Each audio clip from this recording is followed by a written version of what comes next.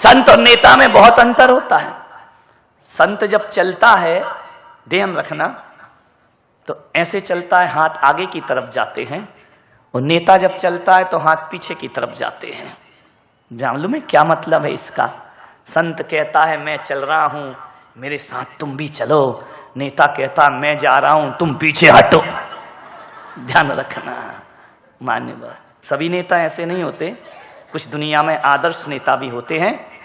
और आदर्श नेताओं की तरह यदि, और ये भारत देश यदि चल रहा है तो एक बात ध्यान रखना, भ्रष्ट नेताओं की दम पे नहीं चल रहा है।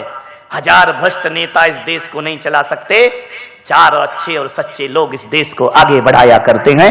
4 ही होते हैं वो। ऐसे महान नेता भी इस धरती पर हुए हैं, एपीजे अब्दुल कलाम, जिनका नाम राजनीति में बड़े सम्मान के साथ लिया जाता है। उन्होंने कभी भी धर्म और जाति पाति से ऊपर उठ करके अपना चिंतन प्रस्तुत किया है। आज देश को मजबूत कराने में उनका हाथ है। और एपीजे अब्दुल कलाम ऐसे व्यक्ति जिन्हें पार्टियां नहीं, पूरा देश, और देश ही नहीं दुनिया भी जिनका सम्मान से नाम लिया करती है। ध्यान रखना मान्यवर, सोचना है। अच्छे लोग 4 ही होते हैं, 4 ही बहुत है। जिंदा 4, मुर्दा 1000। 1000 मुर्दों को जलाने के लिए 4 जिंदा काफी है। ध्यान रखना मान्यवर, सोचना है आपको। नाभी राय ने दर्पण देखा कि लोग मेरी प्रशंसा कर रहे हैं। उन्होंने क्या देखा दर्पण में? मैं इस प्रशंसा के योग्य हूं या नहीं हूं। जब लोग मेरे बारे में बहुत कुछ बड़ा बड़ा बोलते हैं ना, तो मैं सोचता हूं ये आदमी बोल रहा है, मैं इस योग्य हूं या नहीं हूं। यदि नहीं हूं तो आज से ही बनने का प्रयास करो, और यदि हो तो अहंकार मत करो मेरे भाई। ध्यान रखना, सोचना है। आज से ही अच्छे बनने का प्रयास करिए, वक्त का इंतजार मत करो। आज करो, अभी करो, इसी वक्त करो। कोई प्रशंसा करे तो देख लेना मैं इस प्रशंसा के योग्य हूं या नहीं। ध्यान रखना, बहुत सी आत्मकथाएं इस दुनिया में हैं। बरणी जी की आत्मकथा, गांधी जी की आत्मकथा, लेकिन मैं आपसे कह रहा हूं कि दुनिया की आत्मकथा पढ़ो या ना पढ़ो, आदमी को अपनी आत्मकथा जरूर पढ़ना चाहिए कि लोग मुझे जैसा समझ रहे हैं वैसा मैं हूं या नहीं हूं। ध्यान रखना, ऐसा तो नहीं लोग महान समझें, मैं निकृष्ट जीवन जी रहा हूं। लोगों के साथ अविश्वास मत करो। यदि लोग आपको महान समझते हैं तो महान बनने का प्रयास करो। ध्यान रखिए, नाभी राय ने देखा, एक घटना घट गई, 2 घटनाएं। क्या देखा नाभी राय ने? दर्पण में अंतर्मुखी हो रहे थे, अपना प्रतिबिंब देखा, तो नाभी राय ने देखा उनका मुकुट झुक गया। अरे, नाभी राय ने कहा मुकुट झुक गया, इसका मतलब है अब सत्ता के दिन गए, और जब सत्ता के दिन चले जाएं तो सत्य में जीने की साधना प्रारंभ कर देना चाहिए। मुकुट झुक गया नाभी राय का, इसका मतलब है सत्ता खत्म, अब बुढ़ापा शुरू हो गया है। ध्यान रखिए मान्यवर, बुढ़ापा एक दिन सबको आना है। अभी शोभा ताई जी ऊपर कमरे में कह रही थी बूढ़ा कौन, मैंने कहा प्रवचन में बताएंगे। ध्यान रखिए, बुढ़ापा एक दिन सबको आना है, कोई ना बचेगा इस बुढ़ापे। जियोगे तो, मर गए तो काहे को आएगा मेरे भाई।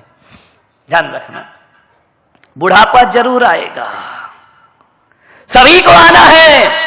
एक बात याद रखना, बचपन ज्ञान अर्जन के लिए होता है, बचपन ज्ञान अर्जन के लिए होता है, जवानी धन अर्जन के लिए होती है, और बुढ़ापा पुण्य अर्जन के लिए हुआ करता है। बुढ़ापे में पुण्य का अर्जन। बचपन में मां की गोद में सोए, एक सूत्र दे रहा हूं बुढ़ापे के लिए, बचपन में मां की गोद में सोए, जवानी में पत्नी के साथ सोए, बुढ़ापे में परमात्मा के साथ सो जाओ, तुम्हारा जीवन सार्थक और सफल हो जाएगा। बुढ़ापे में अब भगवान के सहारे सो, परमात्मा के साथ सो, बुढ़ापा सार्थक हो जाएगा। ध्यान रखिए मान्यवर, एक सूत्र दे रहा हूं बुजुर्गों के लिए, युवाओं के लिए, ऐसा बिताओ, दिन ऐसा बिताओ कि रात को चैन की नींद सो सको। ध्यान रखिए, रातों की नींद किनकी हराम होती है? जो दिन में गलत काम किया करते हैं। ध्यान रखना, दिन ऐसा बताओ कि रात को चैन की नींद सो सको, रात ऐसी बिताओ कि सुबह किसी को मुंह दिखाने में शर्म ना आए। सुबह मुंह दिखाने में वही शर्म करते हैं जो रात को गलत तरीके से जिया करते हैं। दिन ऐसा बिताओ कि रात को चैन की नींद सो सको, रात ऐसी बिताओ सुबह मुंह दिखाने में शर्म ना आए। अरे जवानी ऐसी बिताओ बुढ़ापे में रोना ना पड़े, और बुढ़ापा ऐसा बिताओ किसी के सामने हाथ फैलाना ना पड़े। ये सूत्र है जीवन। ऐसा बुढ़ापा जियो किसी के सामने हाथ नहीं फैलाना पड़े। ध्यान रखना, प्रेम बचपन में मुफ्त में मिला करता है। बच्चे को हर कोई प्रेम करता है, जो आता है गाल पकड़ेगा, चुटकी बजाएगा, बच्चे से बात करेगा, गोद में उठाएगा, उछालेगा। इसके लिए बच्चे ने कुछ नहीं किया है। ध्यान रखना, बचपन में प्रेम मुफ्त में मिलता है, जवानी में प्रेम अर्जित करना पड़ता है, कमाना पड़ता है, बुढ़ापे में प्रेम मांगना पड़ता है। मेरे भाई, यदि गलत तरीके से जिंदगी जियोगे तो बुढ़ापे में आदमी रुपया पैसा नहीं, प्रेम की भीख मांगा करता है। यदि सही जिंदगी जियोगे तुम्हें प्रेम मांगना नहीं पड़ेगा, बल्कि बुढ़ापा और बचपन एक सा हुआ करता है। यदि अच्छे से जवानी जी है, बुढ़ापे में महात्मा गांधी की तरह सारी दुनिया तुम्हें राष्ट्रपिता कहने को तैयार है। बुढ़ापा सही जी। ध्यान रखना, कुर्सी का खेल, जब देश आजाद हुआ प्रस्ताव आया महात्मा गांधी को राष्ट्रपति बना दिया जाए, प्रधानमंत्री बना दिया जाए। गांधी जी ने कहा नहीं, ये लड़ाई मैंने कुर्सी के लिए नहीं लड़ी, मैंने तो इसलिए लड़ी कि अब तुम कुर्सी के लिए लड़ते रहना, मैं तो तुम्हें आजाद करके जा रहा हूं। ध्यान रखना, गांधी ने कुर्सी के लिए लड़ाई नहीं लड़ी। एक बात याद रखना, जहां तक मैं पुलक सागर सोचता हूं, यदि गांधी जी राष्ट्रपति बन जाते, कुर्सी पर बैठ जाते तो राष्ट्रपति कहलाते।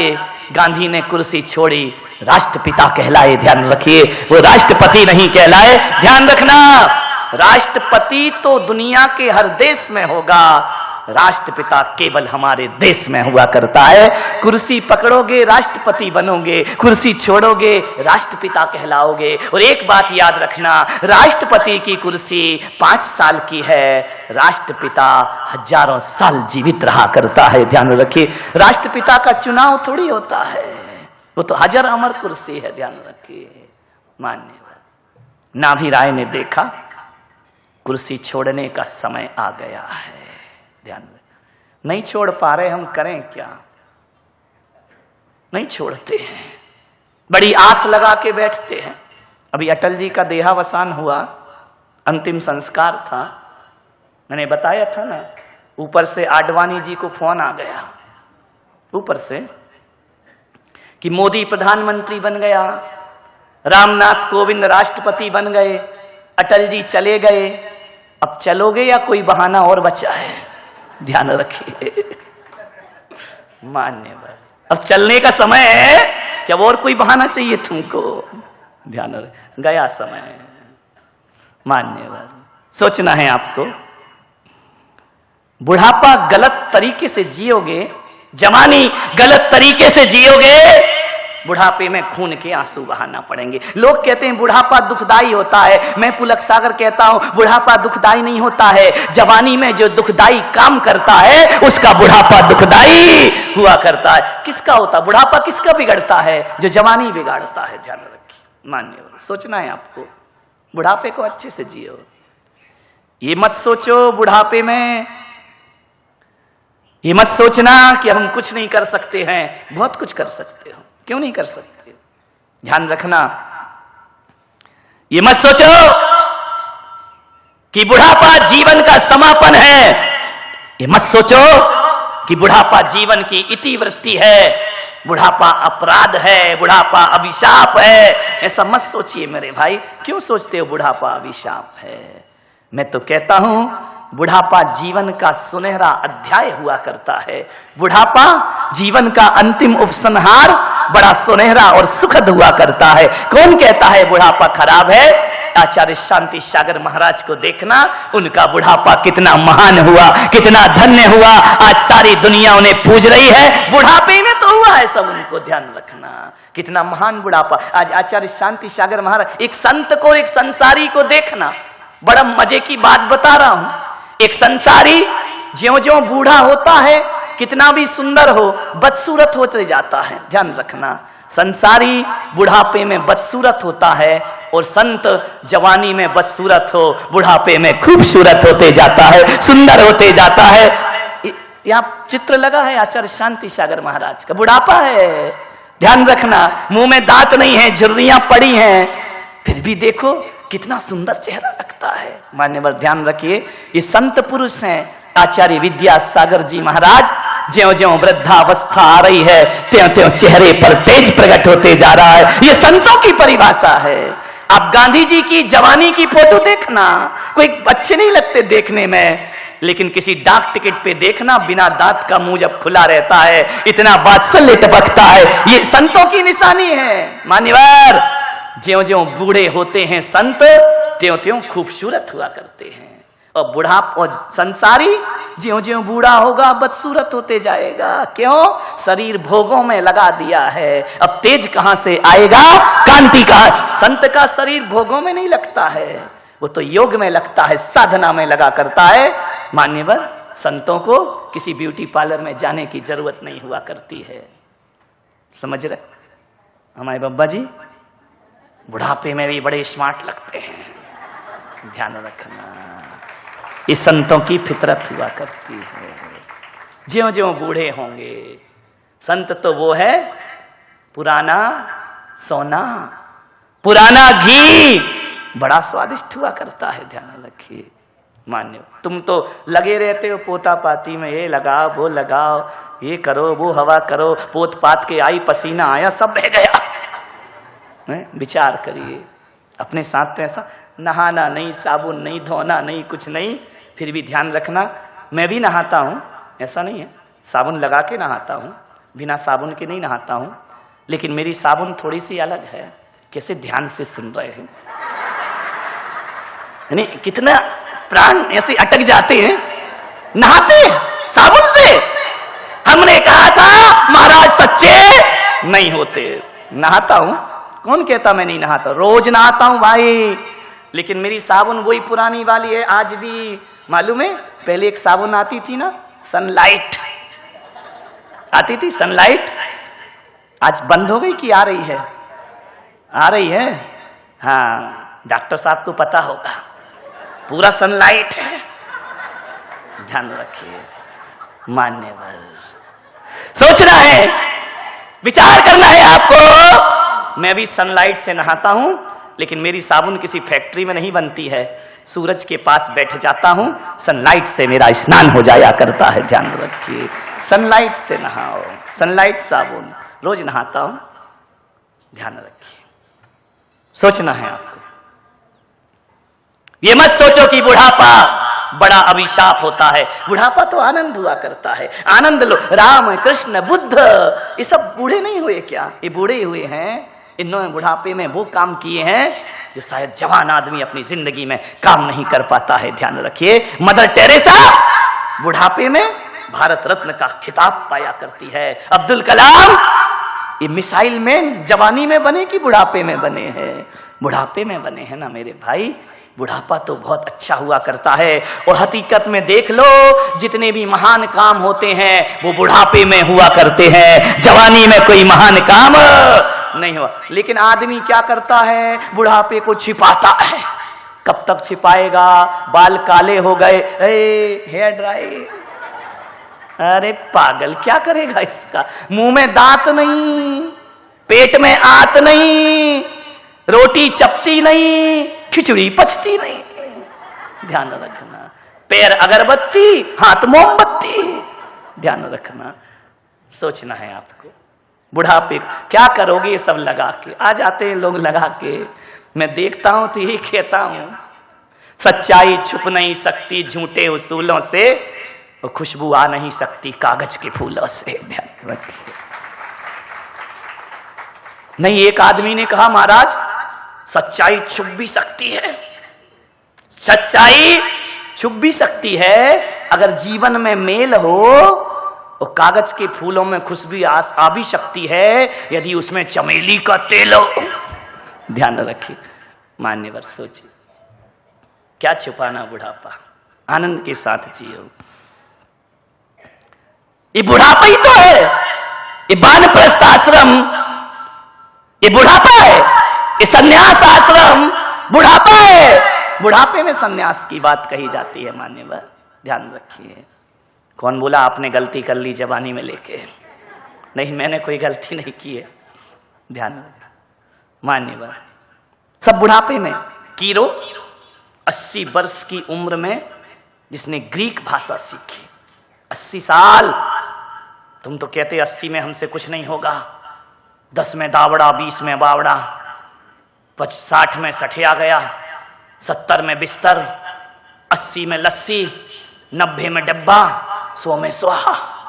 ध्यान रखिए मान्यवर, नहीं, 80 साल की उम्र में ग्रीक भाषा सीखी कीरो ने, ध्यान मान्यवर। सुकरात 70 वर्ष की उम्र तक साहित्य लिखते रहे, 70 वर्ष की उम्र तक जिन्होंने लेखनी नहीं छोड़ी, साहित्य का सृजन करते रहे। पिकासो 90 वर्ष की उम्र तक चित्र बनाते रहे, ध्यान रखना, पेंटिंग करते रहे।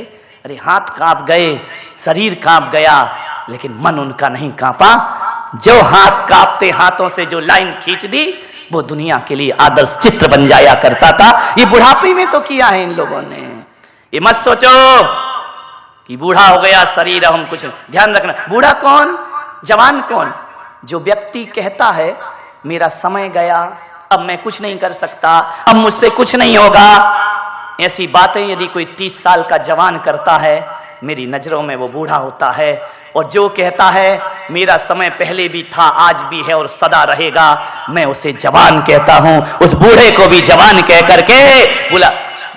बूढ़ों का जवानी में समय चला जाए तो वो बूढ़ा है, और बुढ़ापे में भी कुछ करने की साहस रहे, तन से बूढ़ा लेकिन मन से जवान। क्या करोगे इतनी लंबी आयु जी के मेरे भाई, कर क्या लोगे अपनी जिंदगी में? एक आदमी आया मेरे पास, बोले महाराज मेरा जन्मदिन है, आशीर्वाद दे दो। मैंने कहा काय का आशीर्वाद दे दो? बोले दीर्घायु का। मैंने कहा कितनी साल के हो गए? बोले 80 साल का हो गया। वो कह रहा दीर्घायु का आशीर्वाद दे दो। मैंने कहा एक बात बता, 80 साल तूने किया क्या है? बोले क्या किया? खाए पिए मौज किए। तो मैंने कहा ऐसे 80 साल जीने से क्या फायदा मेरे भाई, घिसट घिसट के 80 साल जी के क्या करेगा? अरे घिसट घिसट के 80 साल जीने से अच्छा तो 16 साल का कोई संत ज्ञानेश्वर होता है, जो जीवन पे समाधि लेकर जीवन को सार्थक कर दिया करता है। ऐसे 80 साल का जीवन जीने से अच्छा 23 साल का भगत सिंह होता है, जो फांसी के फंदे पर देश के लिए चढ़ जाता है। वो 23 साल की उम्र सदियों से लंबी हुआ करती है मेरे भाई, ध्यान रखिए। कुछ करो अपने जीवन में। 16 साल में जिसने सब कुछ दे दिया सारे जगत को, मान्यवर आचार्य कुंद 11 साल की उम्र में सन्यास ले लिया करते हैं, जीवन को अध्यात्म का पाठ पढ़ा देते हैं। आचार्य जिनसेन स्वामी 8 साल की उम्र में, जिन्हें अगर्भ दिगंबर कहा जाता है, खेल रहे थे बच्चों के साथ। आचार्य की दृष्टि पड़ी, कौन बच्चा है ये पत्थर पे पत्थर जमा करके खेलता है, जरूर इसमें कोई प्रतिभा छुपी होगी। आचार्य गए उनके घर, छोटा सा बच्चा 3 साल 4 साल का, इतना बुद्धि प्रज्ञाजीवी, जाकर के कहा उसकी मां से, मां मैं तेरे दर पे आया हूं। आचार्य जिनसेन स्वामी, ध्यान रखिए, मैं तुम्हारे दर पे आया हूं। उनके गुरु उन्हें लेने के लिए गए, छोटे से थे जिनसेन स्वामी, गए उनके घर पे, मां ये बच्चा मुझे दे दे। मां ने कहा क्या मांगते हो? बच्चा? अरे सामान मांगो तो मैं दूंगी, जान दे दूंगी, बच्चा कैसे दे दूंगी? आचार्य ने कहा नहीं, ये भद्रबाहु ने, ये बच्चा हमको दे दो, ये बच्चा बड़ा होनहार है, ये जिन शासन की ध्वज को आकाश में फहराएगा, ये बेटा मुझे दे दो। मां ने कहा ये नहीं हो सकता महाराज। बोले गुरु भक्ति भूल गई, बाहरी माता। एक बात याद रखना पूना वालों, कन्या दान तो हर मां करती है, लेकिन बिरली होती है मां जो अपने बेटे का दान कर दिया करती है। वो बिरली माताएं होती हैं जो अपने बच्चों को दान में दे दिया करती हैं। ले गए उस 5 साल के 3 साल के बच्चे को, नंगे ही ले गए। अब पहले का जमाना था, हम खुद 4-5 साल तक तो नंगे घूमते रहे। आज का जमाना तो ये है कि बच्चा पेट में आया नहीं, कपड़ों की व्यवस्था हो गई। ध्यान रखना, ये पहनाऊंगी वो पहनाऊंगी नहीं, 4-5 साल तो हम लोग पहनते ही नहीं थे, पता ही नहीं चलता था। ध्यान रखिए मान्यवर, सोचना है आपको। ले गए उस बालक को, अध्ययन कराया, बच्चा 8 साल का हो गया। महाराज ने कहा अब तुम 8 साल के हो गए हो, तुम्हारा ज्ञान पूरा हो गया, जाओ तुम्हारी माता इंतजार कर रही है। मैं वचन दे के आया हूं कि बच्चे को संन्यास नहीं दूंगा, बच्चे को विद्या अध्ययन कराऊंगा। जाओ तुम्हारी माता तुम्हारा इंतजार कर रही है। जिनसेन बोले कौन माता, कैसी माता, कहां की माता? अरे जिससे मैं तुम्हें लेकर के आया हूं। जिनसेन के मुख से निकला कि अरहंत पिताजी मेरे जिनवाणी माता, मेरी यही मेरी माँ है, और कौन मेरी माँ है? जिस गुरु के चरणों में मैंने बचपन बिताया वो मेरे पिता हैं, और जिस वाणी से मैंने जीवन का बोध पाया वो जिनवाणी मेरी माँ हुआ करती है। मैं वापस नहीं जाऊंगा। नहीं बच्चे तुम्हें जाना पड़ेगा, एक संत ने तुम्हारी माता को वचन दिया है। बोले नहीं जाऊंगा। कपड़े तो थे नहीं, संन्यास ले लिया उस बच्चे ने। ध्यान रखिए, छोटे से 8 साल की उम्र में दिगंबर मुनि का भेष धारण कर लिया। आहार को भेजा आचार्य, जाओ अपनी माता के घर आहार ग्रहण करो। जाकर के गए, माता के घर जाकर पड़गाहन हुआ। माता देख करके धार धार आंसू बहा रही, मिलने तो गई नहीं थी 5-7 साल में।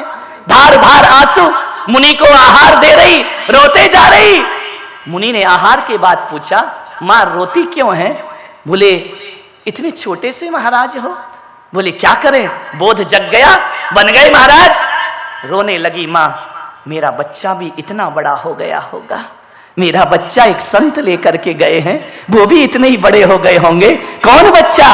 भद्रबाहु स्वामी लेकर के गए हैं। भद्रबाहु स्वामी कौन? मेरे घर आए और मेरे बालक को ले गए। उसने कहा मां रो मत, वो बच्चा कोई और नहीं, जो तेरे सामने खड़ा वही तेरा पुत्र है, और आज सारी दुनिया उसको शीश है। कुछ करो मेरे भाई, कुछ करो जिंदगी में।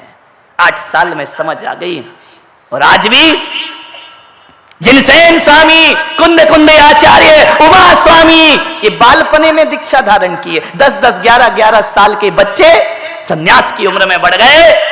ध्यान रखना, मुनि तरुण सागर जी महाराज 12 वर्ष की उम्र में क्षुल्लक की दीक्षा प्राप्त कर लिया करते हैं। ध्यान रखिए, और सारे देश को जैन दर्शन का पाठ पढ़ा दिया करते हैं। ध्यान रखिए, 12 साल की उम्र में दीक्षा ले ली। तुम बोलो रे भाई 70-60 के हो रहे हो, कब अकल आएगी? ध्यान रखिए मान्यवर, कुछ करो, कुछ काम करके जाना। दुनिया में आने वाले जाते हैं रोज लाखों, बेकार खाने वाले। ध्यान